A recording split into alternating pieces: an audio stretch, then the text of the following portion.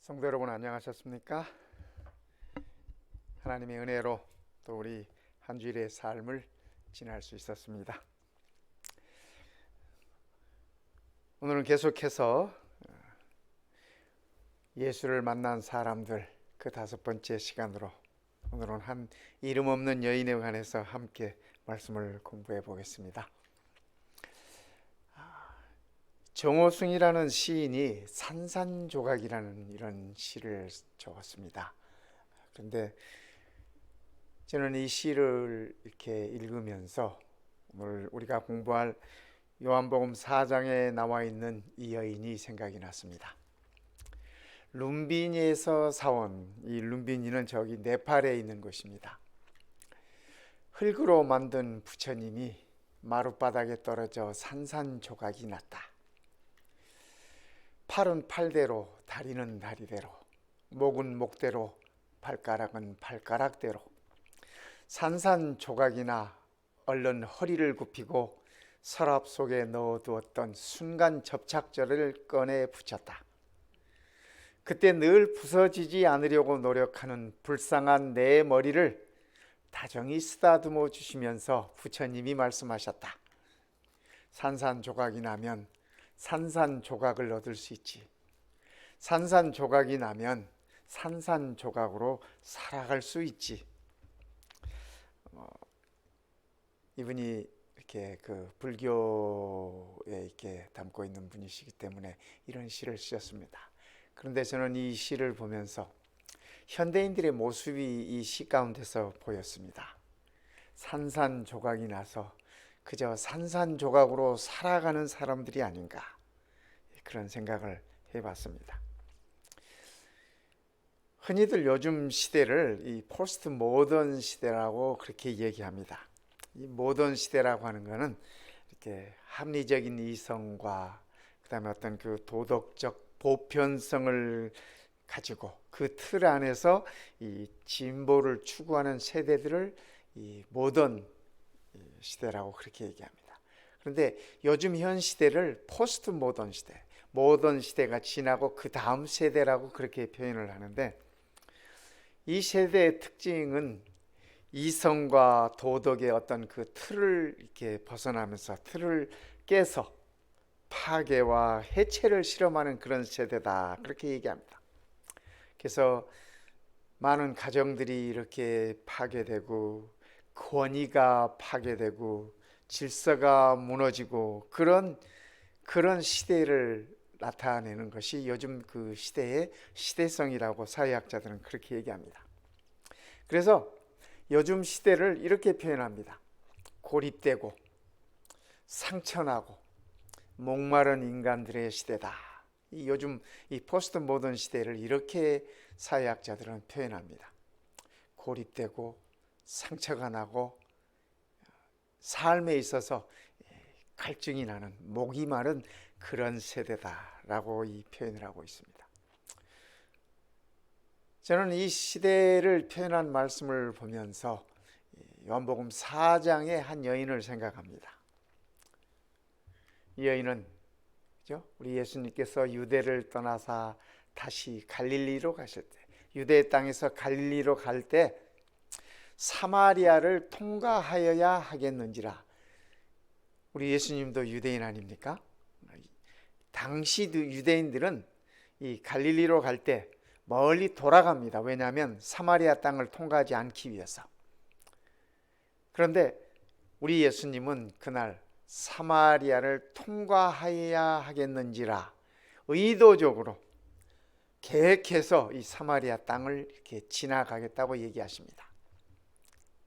사마리아에 있는 수가라 하는 동네에 이르니 야곱이 그 아들 요셉에게 준 땅이 가깝고 거기 또 야곱의 우물이 있더라.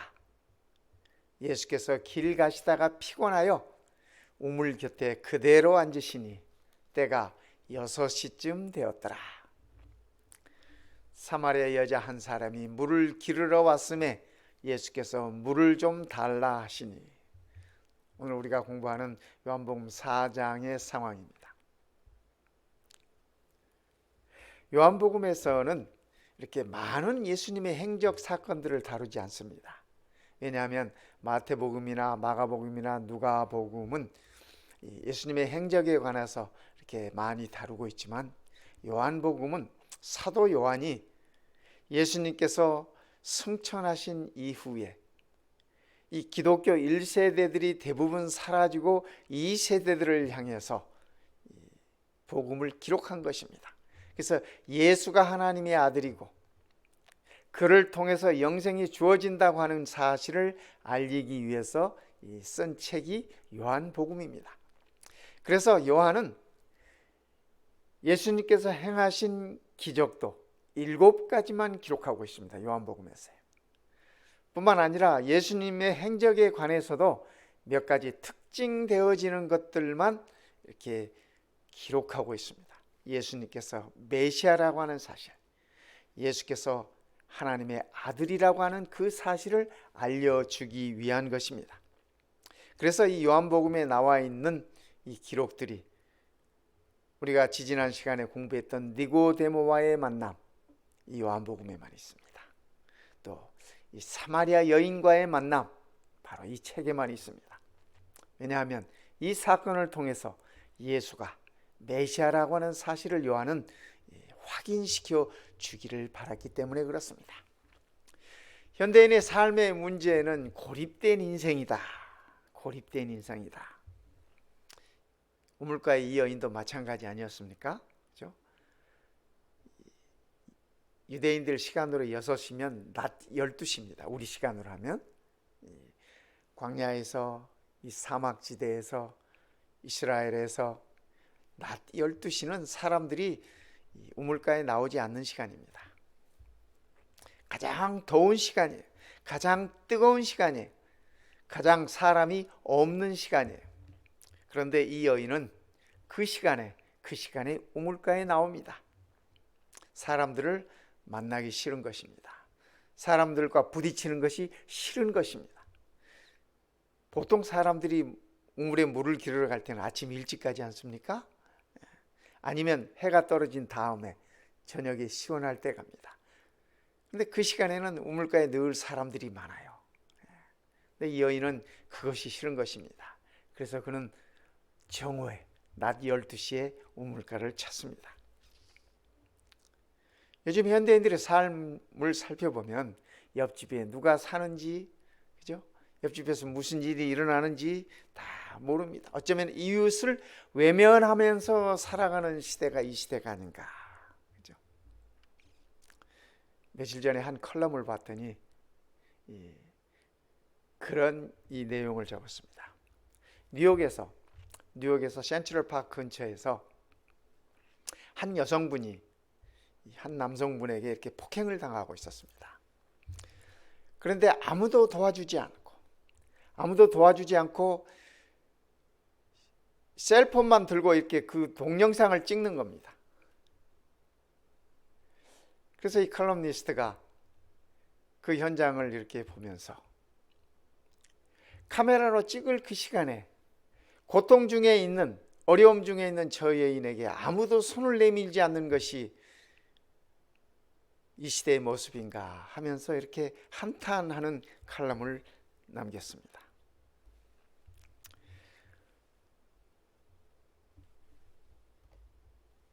카메라 가지고, 휴대폰 가지고 사진을 찍더라도 도움의 손길은 내밀지 않는 이 시대.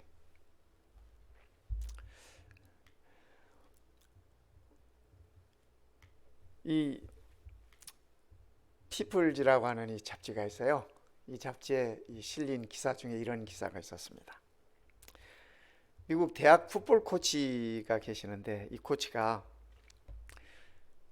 팀이 잘 나갈 때는, 자기 대학 팀이 풋볼이 이렇게 승승장구할 때는 친구도 많고 많은 사람들이 응원도 하고 그랬대요.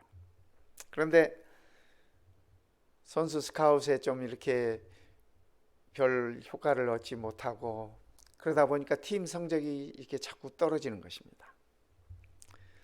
팀 성적이 떨어지니까 친구들도 떠나고, 그전에 잘한다고 칭찬을 하던 사람들도 비난하고 비방하고 그러지. 그래서 이 풋볼 코치가 참 외로움을 느꼈습니다. 어느 날 집에 들어와 가지고 애완용 개를 한 마리 사가지고 길렀습니다. 누가 뭐래도 이 강아지는 이 코치가 집에 들어오면 제일 먼저 반겨주고 제일 먼저 꼬리를 흔들고 제일 먼저 이렇게 품에 뛰어들고. 어느 날 이 코치는 그 강아지에게 그렇게 얘기했습니다. 이제 내 친구는 너밖에 없구나. 그랬더니 옆에 와이프가 그 모습을 이렇게 지그시 보고 있었습니다. 그래서 코치가 와이프를 슬쩍 보면서 하는 말이, 너 같은 친구 하나만 더 있으면 좋겠다. 사실은 이 코치는 곁에 있는 아내가 좀 더 친근하게, 좀 더 가깝게, 좀 더 친구가 되어주기를 바라는 마음으로 그렇게 얘기했습니다. 그랬더니 다음날 와이프는 밖에 나가서 비슷한 종류의 강아지를 한 마리 더 사다가 집에 놓더라는 것입니다. 서로가 서로의 마음을 읽지 못하고 소통이 잘 안 돼요. 그죠? 외로움을 그의 아내에게 이렇게 은유적으로 표현한 것입니다. 강아지를 보면서 너 같은 친구, 언제나 반겨주는 너 같은 친구 하나만 더 있었으면 좋겠다고 하는 그 이야기는 아내에게 주는 메시지였습니다. 그런데 아내는 그 메시지를 접수를 못하고 다음날 강아지를 한 마리 사다 놓더라는 것입니다. 우리가 살고 있는 시대가 그런 시대라고 하는 것이 참 안타깝습니다. 언젠가 신문에서 그런 광고가 났습니다. 30분 동안 전화 통화를 해주는 사람에게 돈 5불을 지불하겠습니다 라는 광고가 실렸어요. 많은 사람들이 대화에 굶주려 있습니다. 혼자 살아가는 것입니다. 고립되어 있는 것입니다. 요즘 이 시대가 말입니다. 두 번째, 현대인들의 삶의 문제는 상처난 인생입니다. 상처들이 많아요. 그들의 삶 속에 상처가 많습니다. 상처난 사람들의 특징 중에 이런 특징들이 있다고 합니다. 혹시 우리의 모습은 없는지 한번 생각해 보면 좋겠습니다. 정도 이상의 상처를 끌어안고 자기 상처를 치유하지 못한 채로 살아가는 사람들이 다 상처가 있어요. 그렇죠? 상처를 주기도 하고 상처를 받기도 하고 그 상처로 살아가는데, 때로는 그 상처를 과도하게 이렇게 붙들고 스스로 그 상처를 치유하지 못한 채 살아가는 상처난 사람들의 특징이라는 것입니다. 두 번째는 이웃을 믿지 못하고 이웃에 대하여 아주 공격적이 되는 것입니다.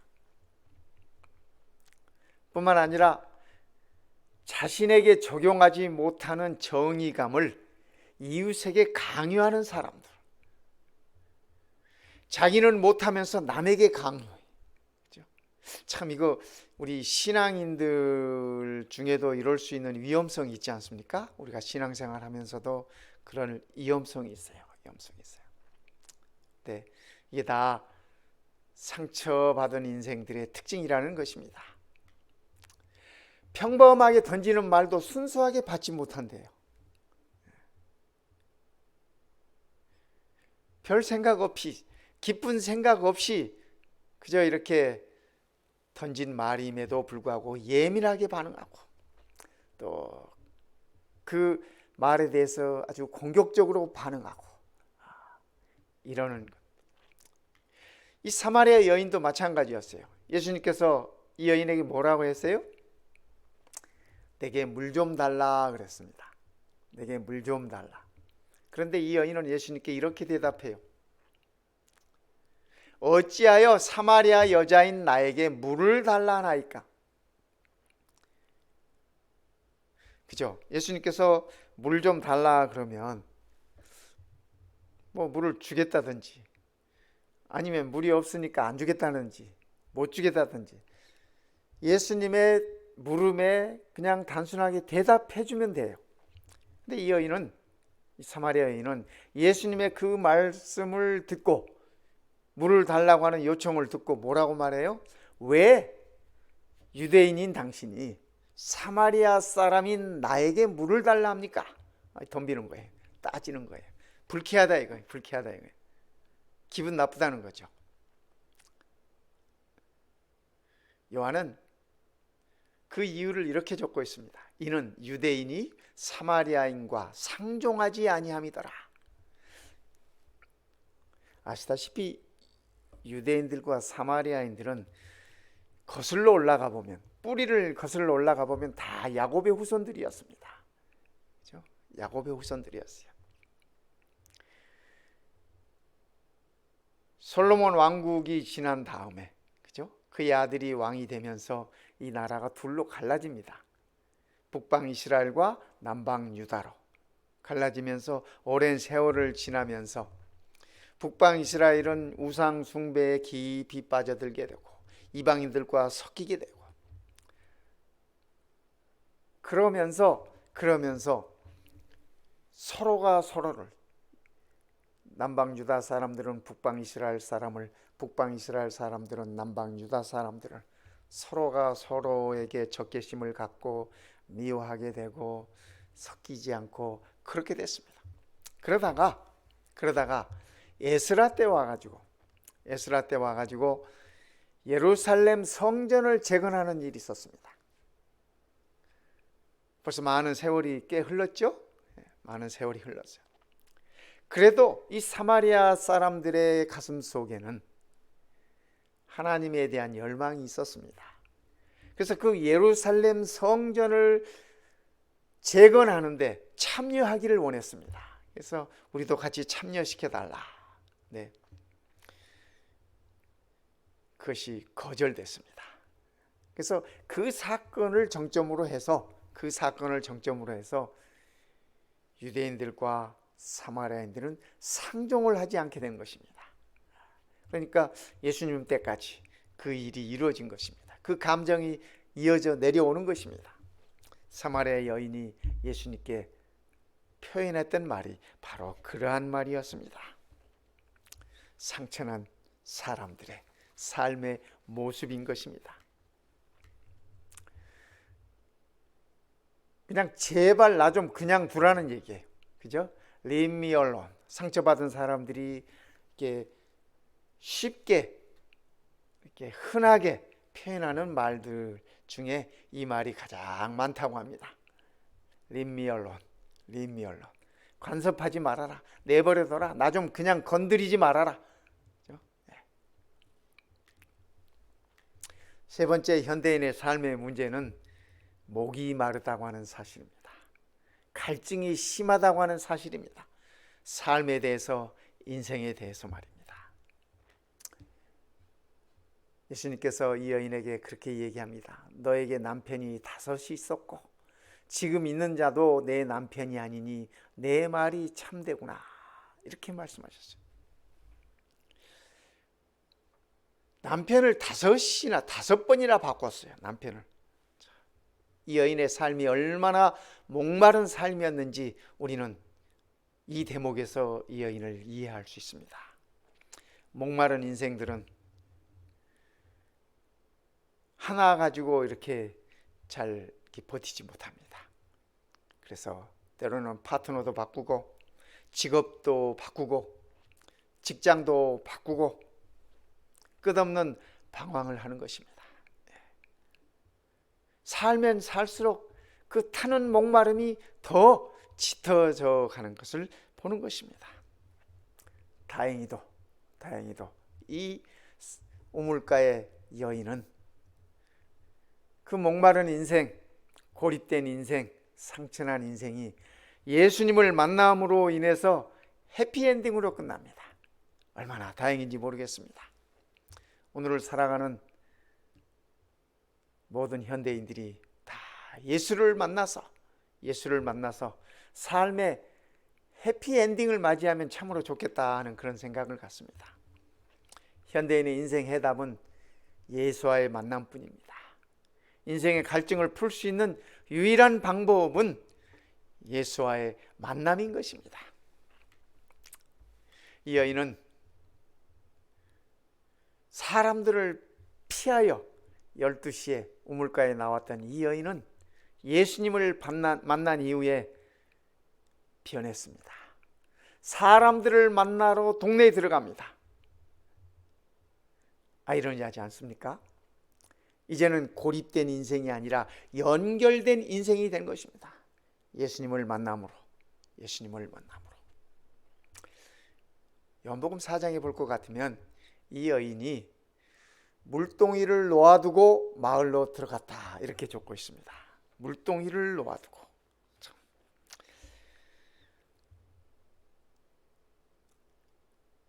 예수님과의 만남을 통해서 이 여인은 그에게 있어서 가장 소중한 물동이를 버려둘 수 있었어요. 우물가에다 그 물동이를 버려둔 채 마을로 뛰어들어갔습니다. 사람들에게 가서 증언하는 것입니다. 내가 메시아를 만났다. 우리가 기다리던 그 메시아를 만났다. 와서 보아라. 직접 와서 보아라. 마을 사람들에게 그가 말을 전하는 것입니다. 이 여인은 사람들 얼굴을 피해 다녔던 사람입니다. 고립되어 있던 여인이었습니다. 그러나 예수님을 만남으로 인하여 이제는 그 사람들을 예수님께로 인도하기 위해서 가서 외치는 것입니다. 더 이상 이 여인은 목이 마르지 않습니다. 왜냐하면 예수님께서 주시는 생수를 그가 마셨기 때문에 그렇습니다. 더 이상 목이 마르지 않아요. 예수의 생수를 마심으로 목이 마르지 않은 이 여인은 참으로 변화된 여인이 되었습니다. 그가 예수님을 소개했을 때 사마리아 사람들이 예수님께 나옵니다. 예수님의 말씀을 듣습니다.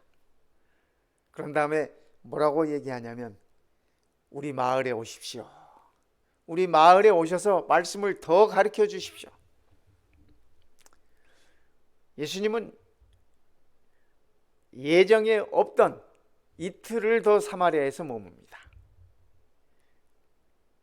유대인들이 사마리아인과 상종도 하지 않는 그 시대에 예수님은 사마리아의 그 마을에 들어가서 이틀을 함께 먹고 자고 말씀을 나누며 말씀을 일러주시면서 그가 메시아임을 일러주셨습니다. 얼마나 큰 변화입니까, 성도 여러분? 그렇죠? 성경은 요한복음 4장에서 그렇게 적습니다. 많은 사마리아 사람이 믿은지라. 이 여인의 초청을 받고 이 여인의 안내를 받고 우물가에 모여서, 여러분이 대낮에 땡볕에 우물가에서 이 말씀을 강론하는 우리 예수님의 모습을 한번 상상해 보시기 바랍니다. 참 희한한 모습 아닙니까? 그늘도 없어요. 우물가는 그늘도 없어요. 그 땡볕에서 많은 사람들이 주저앉아서 예수님의 말씀을 듣는 것입니다. 많은 사마리아 사람이 예수님을 믿은지라 이렇게 적고 있어요. 그 다음에 4장 후반부에 가서는 이렇게 적습니다. 믿는 자가 더욱 많아졌다고 이렇게 적고 있습니다. 예수님은 새벽 6시쯤 출발해가지고 12시가 다 된 즈음에 우물에 먼저 오셨습니다. 그리고 그곳에서 이 여인을 기다리셨습니다. 어쩌면 우리 예수님은 이 한 여인을 통해서, 이름도 없는 이 사마리아 여인을 통해서 사마리아 한 마을을 구원하는 그러한 아름다운 모습을 보셨을 것입니다. 상상하셨을 것입니다. 마치 이 가을에 열매들이 잘 익어가듯이 말입니다. 어느 날 변한 여자라고 하는 이런 글이 있어요. 제가 우연히 이 글을 보고 사마리아 여인을 생각했습니다. 여우 같은 여자에게 여유 있는 여자로, 여우 같은 여자에서 여유 있는 여자로, 화난 여자에서 환한 여자로, 따지는 여자에서 따뜻한 여자로, 착각하는 여자에서 자각하는 여자로, 새끼 있는 여자에서 색깔 있는 여자로, 밝히는 여자에서 밝은 여자로, 남들에게 애 먹이는 여자에서 남들 때문에 애 태우는 여자로, 답답한 여자에서 답을 아는 여자로, 빚이 많던 여자에서 빛을 발하는 여자로. 어떻습니까, 성도 여러분? 딱 이 사마리아 여인 아닙니까? 요한복음 4장에 나오는 사마리아 여인이 딱 이 모습이다라는 생각을 하면서 예수님을 만난 우리 모든 여자분들이 이렇게 변하면 좋겠어요. 예수님을 만난 모든 남자분들이 이렇게 변하면 좋겠습니다. 예수를 만나면 분명히 변화하는 것입니다. 변화하는 것이에요. 이 여인은 예수가 메시아임을 알았습니다. 예수님과의 말씀을 통해서, 예수님과의 대화를 통해서, 그리고 성령 하나님의 역사를 통해서 예수가 구주이심을 알았습니다. 예수가 하나님의 아들이심을 깨달았습니다. 성도 여러분, 오늘 우리도 그 예수가, 이 여인이 만났던 그 예수가 우리의 메시아이심을 기억하십시다. 우리의 구주이심을 생각하십시다. 이 예수가 살아계신 하나님의 아들이심을 우리의 삶 속에서 우리도 나타내고, 우리도 증언하고, 우리의 삶으로 표현하면서 살면 참으로 좋겠습니다. 선지자 엘렌 화이트는 시대의 소망 가운데 이렇게 말씀하고 계십니다. 이 여인은 그리스도를 믿는 실천적 믿음의 활동을 대표한다. 사마리아 이 여인은 예수를 믿는 실천적 믿음의 활동을 대표한다. 많은 사람들이 예수를 믿는다고 하지만, 그렇죠? 그리스도인이라고 하지만 그들의 삶 속에서 실천적 모습들은 결여되어 있고 부족하다고 하는 사실을 선지자는 우리들에게 일러주고 있는 것입니다. 생수를 마신 자는 생명의 샘물이 된다. 얼마나 귀한 말씀입니까? 이 여인은, 물을 길러온 이 여인, 목마른 이 여인은 물을 마신 것이 아니라 생수를 마셨습니다. 메시아를 통해서, 그가 만난 예수를 통해서 그는 생명의 샘물을 마셨습니다. 그리고 그 여인은 생명의 샘물이 되었다고 선지자는 기록하고 있습니다. 생수를 마신 자는 생명의 샘물이 된다. 성도 여러분, 오늘 우리도 생수를 마셨습니까? 지금 이 시간도 우리는 생수를 마시고 계십니까? 그렇다면 우리는 생명의 샘물이 되는 것입니다. 영원한 생수이신 목마름이 없는 그 생명의 물을 공급하시는 그리스도를 통해서 우리가 생명의 샘물이 되는 것이라고 선지자는 그렇게 말씀하고 계십니다. 이 안식일 우리 모두가 생명의 샘물이 되셨으면 좋겠습니다. 받는 자는 주는 자가 된다. 여인은 예수님을 통해서 생명수를 받았을 뿐만 아니라 예수님의 은혜를 받았습니다. 은혜를 받았어요.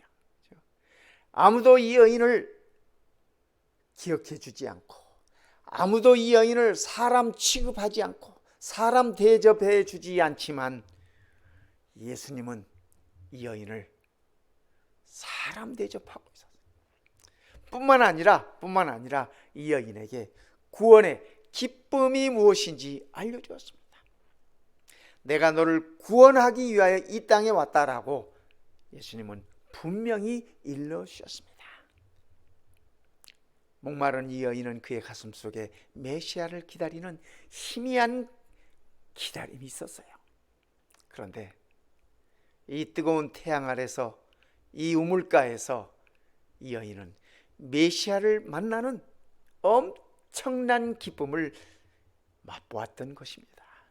그래서 그는 그 기쁨을 감출 길이 없어 이 좋은 것을 혼자만 가지고 있을 수 없어서, 자기가 받은 이 은혜를 자기만 누릴 수 없어서 마을로 달려간 것입니다. 그래서 마을 사람들에게 외치는 것입니다. 여러분, 처음에 마을 사람들이 이 여인을 보고 얼마나 놀랐겠습니까? 생전 얼굴도 마주치지 않고 생전 서로 눈길 한번 마주치지 않던 이 여인이, 늘 경멸의 대상이었던 이 여인이 이제는 당당한 모습으로, 환한 모습으로, 밝은 모습으로, 좋은 것을 나누어 주는 자의 모습으로 마을 사람들에게 얘기하는 것입니다. 내가 메시아를 만났다. 함께 가보자. 저 우물가에 계시다. 야곱의 우물가에 계시다. 가보자. 동네 사람들을 몰아서 예수님께 데리고 온 것입니다. 받는 자는 주는 자가 된다. 성도 여러분, 오늘 우리도 하나님의 은혜를 다 받은 자들 아닙니까? 그렇죠? 하나님의 은혜를 다 받았어요. 그렇다면 우리도 주는 자가 되십시다. 내가 받아 누린 것을 나누는 자가 되십시다. 이 사마리아 여인처럼 말입니다. 영혼 안에 있는 그리스도의 은혜는, 그렇죠? 영혼 안에 있는 그리스도의 은혜는 사막의 샘물 같아서 모든 것을 소생시키시고, 저는 선지자의 이 말씀이 너무 좋았습니다. 요한복음 3장에서 예수님께서 니고데모에게 말씀하셨던, 사람이 물과 성령으로 거듭나지 아니하면 하나님의 나라를 볼 수 없다라고 하시는 그 말씀, 성령으로 거듭난다고 하시는 그 말씀, 물과 성령으로 거듭난다고 하는 그 말씀이 그리스도의 은혜가 우리 안에 사막의 샘물 같아서 모든 것을, 우리 안에 모든 것을 소생시킨다고 하는 말씀과 같은 말씀입니다. 거듭남이라고 하는 것은 우리 안에 우리의 영혼이 소생되는 것을 말합니다. 성령으로 인하여 다시 살게 되는 것입니다. 버림받은 한 여인이 예수님을 만남으로 인하여 그의 영혼이 다시 소생했듯이 말입니다. 그럴 뿐만 아니라 멸망하여 가는 자들로 하여금 생명수 마시기를 열망하도록 한다. 이 여인은 자기 동네에 들어가서 마을 사람들에게, 그 마을 사람들이 그 생명수 마시도록, 그러한 열망을 갖도록 여인은 분주히 움직였습니다. 여러분, 오늘 우리도 내가 먼저 생수를 마시고 그 은혜를 누리고 그 은혜를 통하여 우리의 영혼이 소생될 뿐 아니라 우리 주변에 있는 자들에게 내가 누렸던 이 은혜를 함께 누릴 수 있도록 바삐 움직여야 되지 않겠습니까? 이 여인은 예수님을 만남으로 온전히 변화되었습니다. 이 여인의 그 다음 기록에 대해서는 성경에 기록이 없어요. 그가 어떻게 살았는지, 무슨 일을 하고 살았는지 기록이 없어요. 그러나 우리가 분명하게 알 수 있는 것은 그가 예수님을 만나기 전의 삶과 예수님을 만난 후의 삶은 완전히 다른, 180도 다른 그러한 기쁨의 삶이었을 것이라고 생각하는데 의심의 여지가 없습니다. 오늘 우리도 말씀을 통해서 예수님을 만나고 그 만남을 통해서 우리의 삶이 변화되는 축복을 누리었으면 참으로 좋겠습니다. 보라, 지금은 은혜 받을 만한 때요.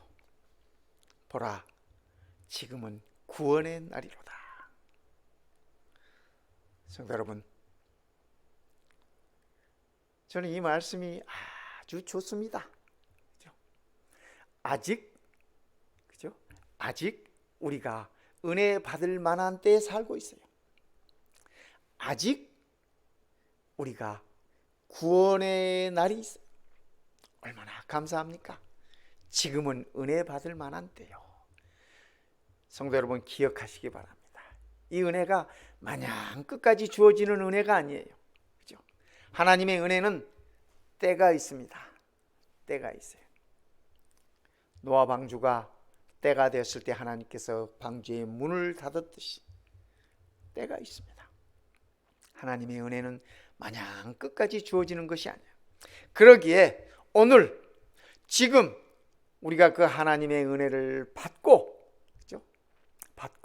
그 은혜를 누리면서 우리가 받은 이 구원을 나누어야 할 것입니다. 우리 예수님은 이 여인을 만나기 위해서 의도적으로 이 우물가로 가셨습니다. 제자들이 함께 갔지 않습니까? 예수님과 더불어 함께 갔는데, 그날따라 예수님은 새벽부터 일찍 서두르셨어요. 얘들아, 일어나라, 가자, 짐 챙겨라.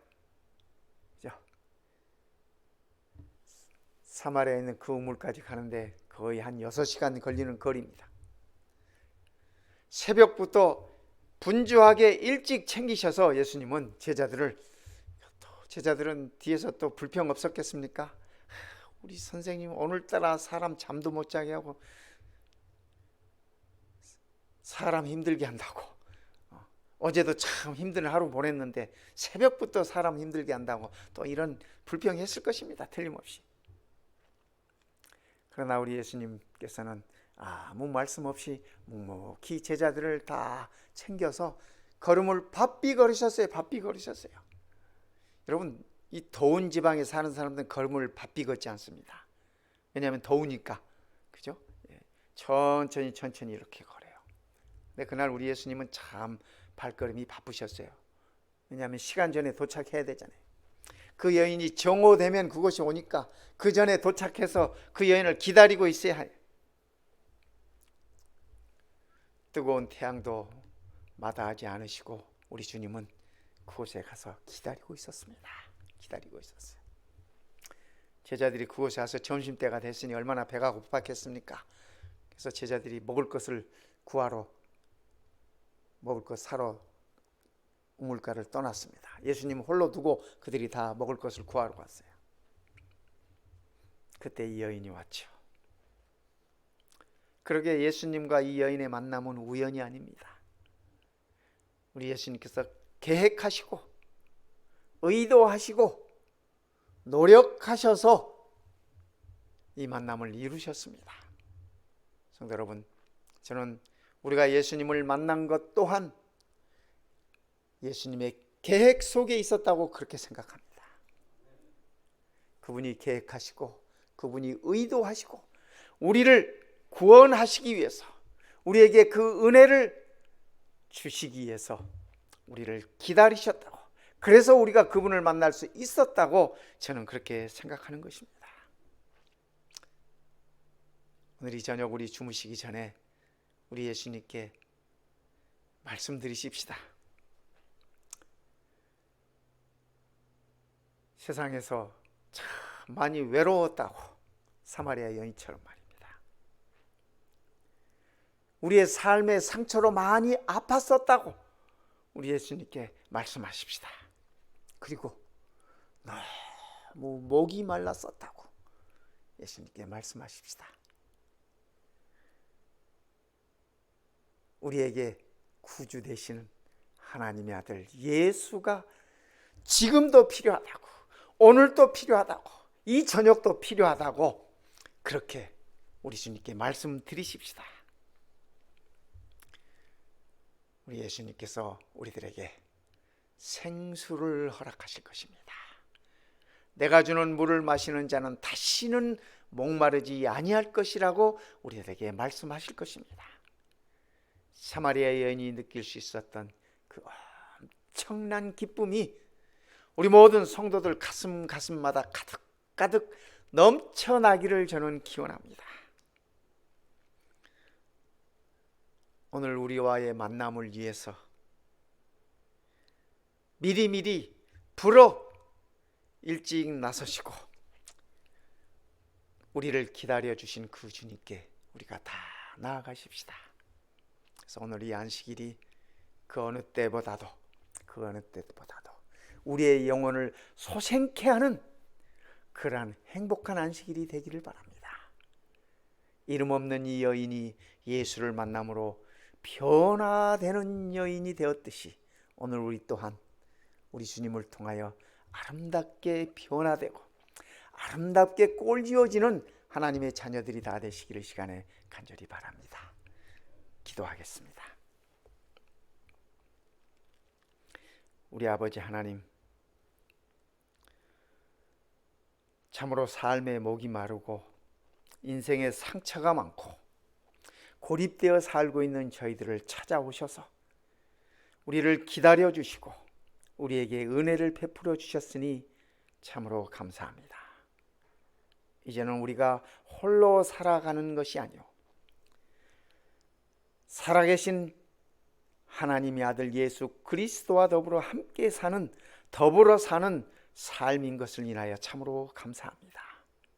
이 기쁨으로 우리가 샘물이 되게 하시고 생수의 샘물이 되게 하시고 우리가 받는 자뿐 아니라 주는 자가 되게 하시고 주의 아름다움을 나누는 귀한 자녀들의 삶이 되게 하여 주시옵소서. 사마리아 여인 같은 우리 모든 성도들 가슴마다 주님을 만남으로 인하여 넘쳐나는 구원의 희열이 있게 하시고 영생의 기쁨을 맛보게 하시고 주의 아름다움을 전하는 자녀들이 되도록 축복하여 주시옵소서. 우리 주님 예수님의 이름으로 감사하며 기도드립니다. 아멘.